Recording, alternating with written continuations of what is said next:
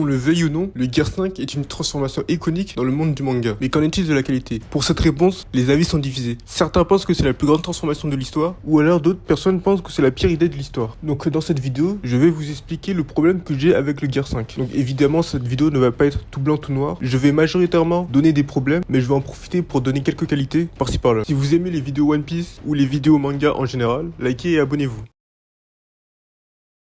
Après son combat face à Kaido, Luffy a été envoyé en prison pour calmer ses ardeurs. Par chance, il a croisé Yogoro qui lui a appris une toute nouvelle façon d'utiliser le haki d'armement, le Ryo, qui permet à un certain niveau d'exploser ses ennemis de l'intérieur. Donc jusque là, rien d'anormal, il apprend une nouvelle capacité pour battre Kaido, exactement contre le combat de Katakuri où il a appris le haki de l'observation éveillée. On peut même voir que le fruit de son entraînement a fonctionné car il a réussi à blesser Kaido et à le faire tomber par terre. Le problème c'est que Kaido va esquiver ses attaques et le mettre KO pour la deuxième fois. Mais pour surenchérir, Luffy va découvrir un nouveau power-up, le revêtement du haki des rois. On va les voir échanger quelques coups pour voir l'étendue de ce nouveau power-up, puis quelques chapitres plus tard, il va encore être mis KO et se réveiller pour la troisième fois pour améliorer l'utilisation du haki des rois et pour voir les chances classiques des empereurs, c'est-à-dire fendre le ciel en deux. Sauf qu'il va encore être mis KO pour la quatrième fois et se réveiller et là pour terminer découvrir le Gear 5. Bon, excusez-moi si cette partie de la vidéo était désagréable, mais c'est surtout pour montrer à quel point voir autant de power-up c'est vraiment désagréable. Là t'avais vraiment l'impression que Oda il s'en foutait complètement de là, il a mis tous les power-up de Luffy qui lui restaient pour le préparer à la saga finale. Surtout que là je vous ai résumé tout en un coup, mais faut pas oublier que entre les power-up il y avait plein de coupures avec tous les points de vue des personnages dans l'arc Onigashima. Donc bon, suivre ce combat c'était une vraie calvaire. Mais bon, je veux bien l'admettre si on oublie la surenchère de power-up que Luffy a eu dans cet arc, qui a un peu gâché le Gear 5 pour moi, la mise en scène reste tout de même incroyable. Avec Zunisha qui dit Joy Boy est de retour. En ayant revu la scène en animé, j'ai adoré.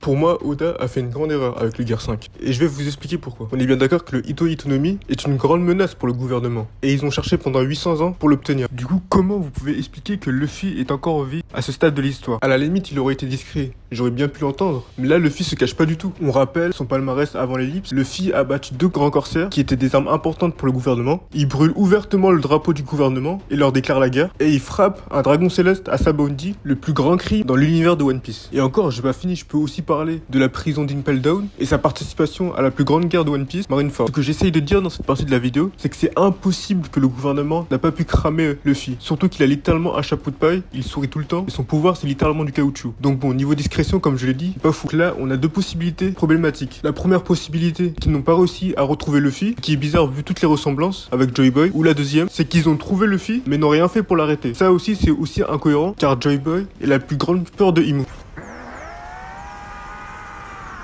En fait, ce que je veux dire, c'est que encore, ça aurait été une petite incohérence, j'aurais rien dit. Comme par exemple, Big Mom dans le flashback de God Valley, qui veut donner le Uo-Uonomi à Katakuri, alors que selon les 2 tabous, il a déjà un fruit du démon. Ça, par exemple, ça me dérange pas, vu que ça change pas grand chose à l'histoire. Mais le fait que le fruit de Luffy soit vraiment spécial, ça change vraiment toute l'œuvre. Et tout ce qu'a fait Oda depuis le début de One Piece.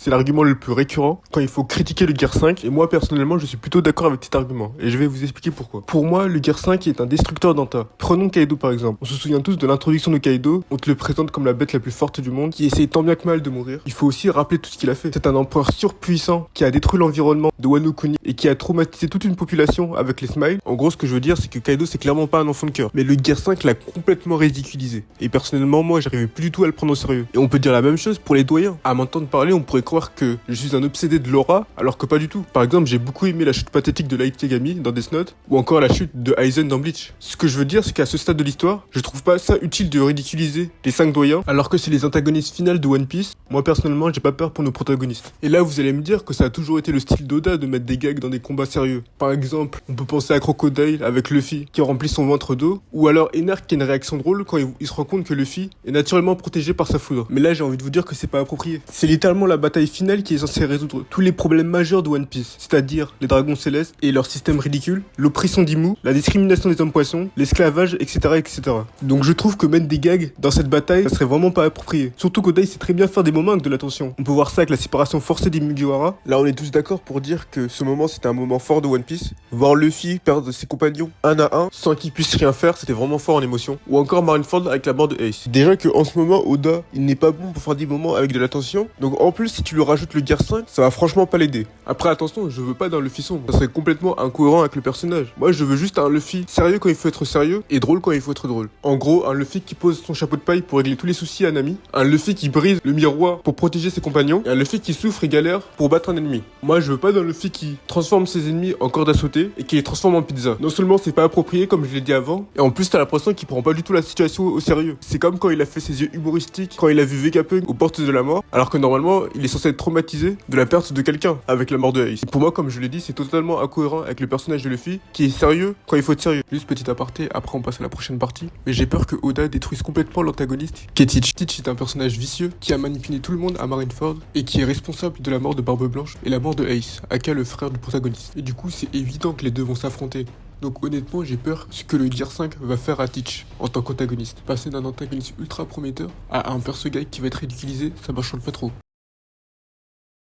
Moi, ce que j'aime dans le Gear 5, c'est ce qu'il représente dans l'univers de One Piece. Le fait qu'il soit l'espoir de tous les peuples opprimés, comme nous avons pu le voir dans le flashback de Kuma, avec sa religion. Et là, dans l'arc Elbaf, il continue d'exploiter encore plus ce mythe avec les différentes interprétations qu'ont le peuple Elbaf. Donc soit le destructeur de ce monde, ou alors le sauveur de ce monde. Par contre, je trouve que Oda surutilise beaucoup trop le Gear 5. Par exemple, à Egghead. Est-ce que Luffy avait réellement besoin du Gear 5 pour battre Lucci? Et je me suis posé la même question avec Kizaru. Ce que je veux dire, c'est que je trouve que utiliser le Gear 5 dans des situations où on n'en a pas besoin, comme je l'ai dit précédemment, Kizaru et Lucci, bah on perd un peu petit à petit l'impact de la transformation. Et bon, le truc du Luffy doit manger plein de nourriture pour se retransformer en Gear 5, c'est ridicule et ça aide vraiment pas. Je pense que si Oda avait trouvé une meilleure restriction à l'utilisation du Gear 5, ce qui aurait permis de ne pas le surutiliser à tout bout de champ, la double planche avec Luffy, Gear 5 et les 5 doyens aurait eu plus d'impact. En fait, je trouve ça dommage que les seules fois où on va voir Luffy ne pas utiliser le Gear 5, ça sera contre des mini-boss comme les Séraphines ou les animaux sur Elbaf. Alors qu'à la base, Luffy c'est un mec ultra créatif avec l'utilisation de son fruit. Là, on dirait qu'il est vraiment dépendant du Gear 5 contre des ennemis ultra forts. Qu'on aime le Gear 5 ou non, je trouve ça admirable le fait que Oda a imposé son idée, peu importe que ça plaise ou non. Il a dit ouvertement que l'idée du Gear 5 l'amusait. Bon, j'espère que la vidéo vous a plu. Comme je l'ai dit en début de vidéo, n'hésitez pas à liker et à vous abonner. Et si vous n'êtes pas d'accord avec mes arguments, je vous invite à me contredire dans les commentaires, dans le respect évidemment.